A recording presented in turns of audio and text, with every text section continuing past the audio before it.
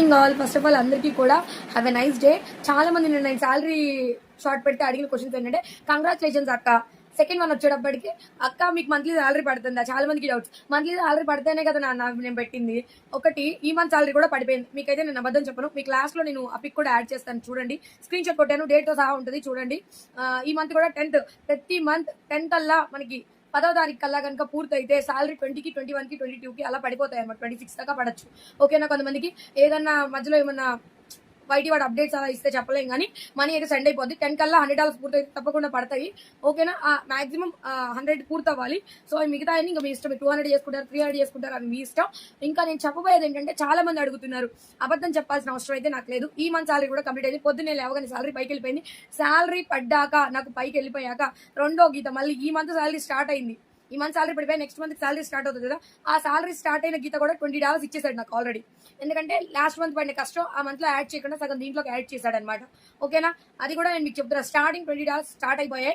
మళ్ళీ ఇంకా నా కష్టానికి ఫలితం కూడా ఎక్కువ పడే అవసరం, ఇంకా పడాలి. $100 ఎప్పుడు పూర్తవుతాయి అనే ఇది లేకుండా ఈ మంత్ ఆల్రెడీ $20 స్టార్ట్ అయిపోయింది. టుడే ఈ రోజు నాకు చాలా హ్యాపీగా అనిపిస్తుంది. నాకు ఒక 3 days నేను ఇన్నాళ్ళు పడిన కష్టం, నాకు వైటీ వాడు నాకు ఇచ్చిన బహుమానం ఈ రోజు. చాలా చాలా ధన్యవాదాలు వైటీ సార్. మీకు కూడా చాలా చాలా ప్రతి ఒక్కరు సబ్స్క్రైబర్స్ కి, అభిమానులకి, అందరికీ కూడా, నా అక్కలకి, తమ్ముళ్ళకి, వదిలకి, అన్నయ్యలకి, అందరికి పేరు పేరున ధన్యవాదాలు.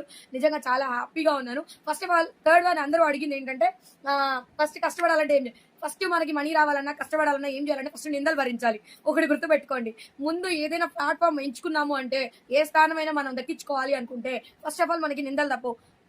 బొందలోకి వెళ్ళేదాకా నిందలు తప్పు. అది మాత్రం కరెక్ట్ అనమాట. మీరు ఏమైనా అనుకోండి, అంటే మీరు నిందలు పడకుండానే వచ్చారా, నేను నిందలు పడ్డగట్టే చెప్తున్నా. ఇప్పటికీ నేను ఒక నిందతో ఉన్నాను. సో నేను అది చెప్పకూడదు, చెప్పినా అంటే చెప్పాలా వద్దా అని కాదు. ఎవరికైనా మైనస్ పాయింట్స్ ఉంటాయి. సో నాకు వైటీలోకి వెళ్ళాక రిలేటివ్స్ వాళ్ళంతా కూడా, మనం బ్రాహ్మిన్స్, మనకు అవసరం బయటికి వెళ్ళాలా, ఈవిడ చేస్తున్న పని ఏంటి, మా ఇంట్లోనే చాలా చాలా రివ్యూస్ ఇచ్చారు. సో నాకైతే ఏమనిపించిందంటే, ఇదంతా కాదు, మనం చేస్తుంది మంచిదే, మనం ఏమి పిచ్చి పనులు చేయట్లేదు. సో ఏ ప్లాట్ఫామ్ అయినా మనం పాజిటివ్ గా వాడుకోవాలన్నమాట. నెగిటివ్నెస్ తో వాడుకుంటే తప్పదు. వాళ్ళు అన్న మాటలు తప్పకుండా భరించాలి. సో ఇంకా ఫ్రెండ్స్ చాలా మంది అన్న వాళ్ళు ఉన్నారు, అయిన వాళ్ళు వెన్నుపోటు పొడిచిన వాళ్ళు ఉన్నారు, స్నేహితులు వదిలేసిన వాళ్ళు ఉన్నారు. ఇవన్నీ కూడా తట్టుకొని ముందుకు వచ్చాను. సో ఈ రోజు కూడా నా అనుకున్న మనిషి కూడా వెన్నుపోటు పొడిచిన మనిషి ఉన్నారు. సో అందరినీ కూడా వదిలేసి నా విజయం కోసం ఎదురు చూసాను. మీ అందరి కోసం నేను ఈ షార్ట్ చేశాను. చాలా థ్యాంక్స్. మోస్ట్ ఆఫ్ ఆల్ నేను ఒక్కటే చెప్తున్నా అందరికీ కూడా, మోస్ట్లీ ఫస్ట్ మనం ఏదైనా సాధించాలి అంటే నిందలు పడాల్సిందే. నిందలేంటి బొందబోదు. ఓకేనా. ఇది మాత్రం తెలుసుకోండి. ఎవరో ఏదో అన్నారని చెప్పి మన సక్సెస్ ని మనం అక్కడ ఆగిపోయామా, మనం అక్కడే ఉంటాం, వాళ్ళు ఎక్కడికో వెళ్ళిపోతారు. అర్థమవుతుందా. All the best all, and great future and bright future all అందరికీ కూడా. చాలా thanks. Thank you so much.